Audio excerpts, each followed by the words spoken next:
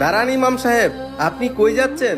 সভাপতি সাহেব, মাইক্রোফোনটা একটু সমস্যা, কয়েকদিন ধরে আজান দিতে সমস্যা, তাই একটু চেক দিতে যাচ্ছি, তাই একটু ভালো করে দেখতে হবে। আপনার আর এই মসজিদে ইমামতি করতে হবে না, আমরা নতুন ইমাম দেখবো, আপনার আর ইমামতি করতে হবে না।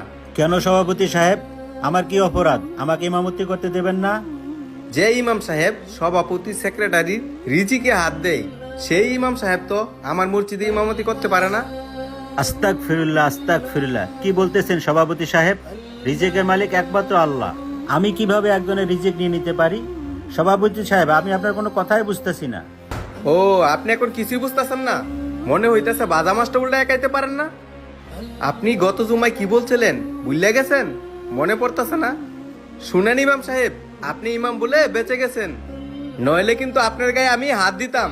আপনারা আমি অনেক বুঝাইছি যে আমাদের সমাজ নিয়ে আপনার কথা বলার কোনো প্রয়োজন নাই, আমি যা বলবো তাই।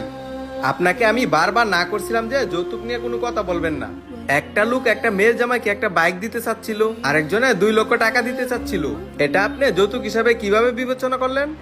আপনি বিষয়টাকে এভাবে না বলে আপনি তো ওটাও বলতে পারতেন, একটা মেয়ের জামাইকে 2 লক্ষ টাকা দিচ্ছে তার মেয়ে সুখের জন্য। আপনি তো এই কথাটা এভাবে চালিয়ে দিতে পারতেন।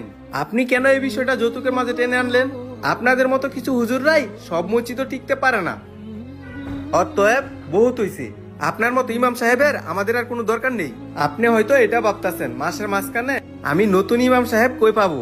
আমিও কিন্তু সূরা কেরাত কম জানি না, যদিও একটু অশুদ্ধ হয় আমি চালিয়ে নিতে পারবো, আমি নামাজ পড়াতে পারবো, তবু আপনার মতো ইমাম সাহেব আমাদের দরকার নাই। যে ইমামের জন্য আমার সুদের ব্যবসা সমস্যা হয় বা ব্যবসা বাণিজ্যের ক্ষতি হয়, সেই ইমাম সাহেবের আমার কোনো প্রয়োজন নাই। তাহলে বুঝতে পারলেন তো কি কারণে আপনাকে আর প্রয়োজন নাই? ও, তাহলে এবার আমি বুঝতে পারছি, আমি হক কথা বলি তো এই কারণে আমার আর দরকার নাই। হ্যাঁ, এখন তো বুঝতে পারছেন ইমাম সাহেব, আপনাকে আর আমার কোনো প্রয়োজন নাই। আপনি আল্লাহর রাস্তায় এখন যেতে পারেন, আর আমি যে আপনাকে বের করে দিতেছি এটা কারো কাছে বলবেন না। আপনি বলবেন আমি অন্য জায়গায় ইমামতির চাকরি পাইছি, তার জন্য আমি চলে যাইতেছি। দেখেন সভাপতি সাহেব, আমি কোরআন হাদিসের বাহিরে কোনো কথাই বলিনি, আর আমার চাকরি চলে গেলে চলে যাক, আমি রিজেক নিয়ে কখনোই টেনশন করি না। আল্লাহ পাক যখন দুনিয়ায় পাঠিয়েছে রিজেকের ফয়সালা করেই পাঠিয়েছে, আর আমি এক আল্লাহকে ভয় করি, চাকরিকে কখনো ভয় করি না। হয়েছে হয়েছে, চাকরি ভয় করে না, যান মিয়া অন্য জায়গায় যায় চাকরি করেন। আমার মসজিদে আপনার মতো ইমাম সাহেব লাগবে না। আর শুনেন, আমার মসজিদে যেসব বয়ান করছেন না, এসব বয়ান যেন অন্য মসজিদে যায় কইরেন না, তাহলে কিন্তু সেখান থেকেও আপনাকে বের করে দিবে। যেখানে যে নিয়ম সেই নিয়মটা মেনে চলবেন। সুদ ঘুষ হারাম নিয়ে কখনো আপনি কথা বলবেন না। আপনি হইছেন একজন ইমাম মানুষ, আপনি এসব বিষয় নিয়ে কথা বলবেন কেন? আপনি মসজিদে আসবেন, আইসা নামাজ পড়াবেন, তারপর আবার চলে যাবেন। দেখেন সভাপতি সাহেব, আমি যেখানে যাই না কেন কোরআন হাদিসের বাহিরে কোনো কথা বলতে পারবো না। কোরআন হাদিসে যেটা আছে আমি সেটাই বলবো এবং সেটাই বলে যাব, তাতে আমার যা হবে হোক। হইছে হইছে, এখন আপনি যান। আসসালামু আলাইকুম।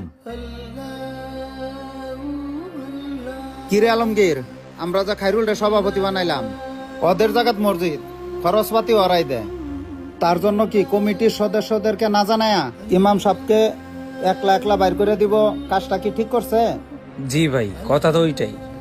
আর আমাদের ইমাম সাহেব এমন কোনো কাজ করে নাই যার কারণে ওনাকে বের করে দেওয়া হবে। আমাদের ইমাম সাহেবের মতো ইমাম আর হয় না, খুব ভালো একটি ইমাম, কিন্তু তারপরেও কেন বের করে দিল বিষয়টা আমার মাথায় ঢুকতেছে না।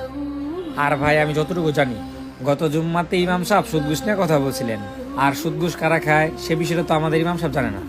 এই বিষয়টা নিয়ে কি ওনাকে বের করে দিল? চলেন তাহলে ওনার সাথে কথা বলে বিষয়টা ক্লিয়ার করি। ঠিক আছে ভাই, তাহলে চলেন সবার সাথে কথা বলে বিষয়টা ক্লিয়ার করি। ঠিক আছে আলমগীর, চলো।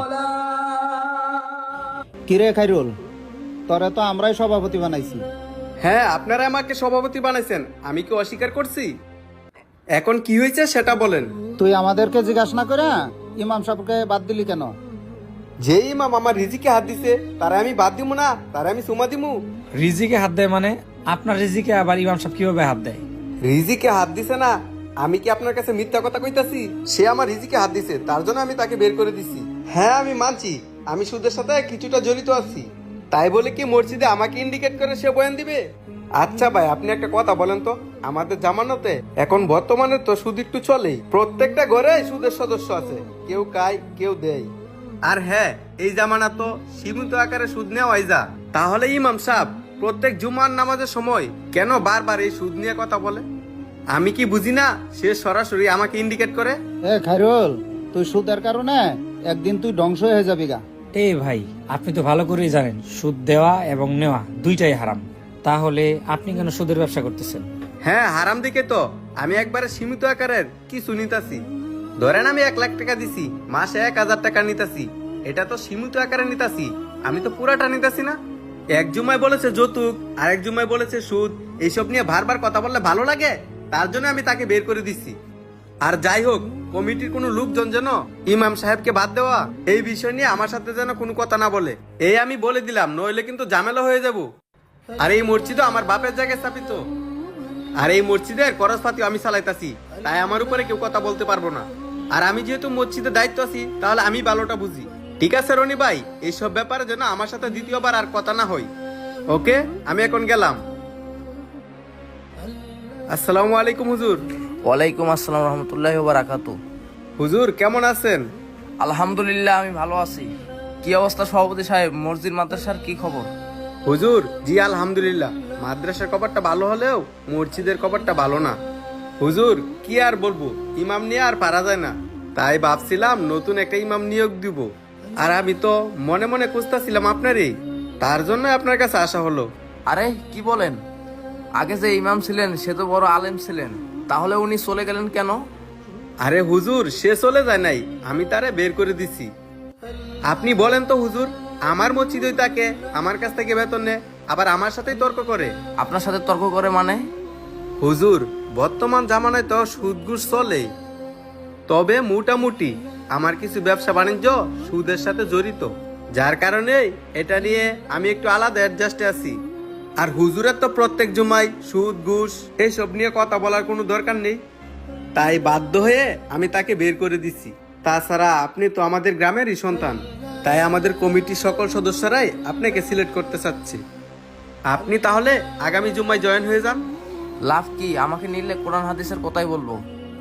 কোরআন হাদিসে যা আছে আমি তো সেটাই বলবো। শুনেন সভাপতি সাহেব, আপনার সামান্য বেতনের কারণে তো আমার ইমানটা বিক্রি করতে পারবো না। আর ওই হুজুরটাই তো সেম কাজ করছে, টাকার কাছে তার ইমানটা বিক্রি করে নাই। আর কি বললেন সভাপতি সাহেব, সামান্য সুদ? নামাজে যাবো, বেশি টাইম নাই, আপনাকে একটা কথা বলি। জি হুজুর বলেন। যে সুদ খায়, নেয়, দেয়, উভয় হলো সেম পাপি।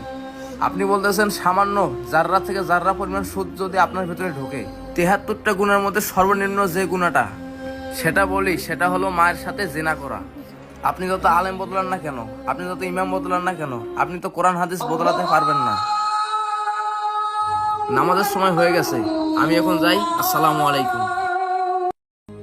আমাদের কিছু মসজিদ মাদ্রাসা আছে, সভাপতির কথা অনুযায়ী ইমাম মুয়াজ্জিনের চলতে হয়। সবাইকে একটা কথা বলতেছে, আপনার টাকা আছে, আপনার টাকার বড়াই দেখিয়ে প্রত্যেক মাসে কেন প্রত্যেক সপ্তাহে ইমাম মুয়াজ্জিন পাল্টাতে পারেন, কিন্তু টাকা দিয়ে কোরআন হাদিস পাল্টাতে পারবেন না। তাই বলি কি, সময় থাকতে কোরআন হাদিস দিয়ে জীবন গড়ুন।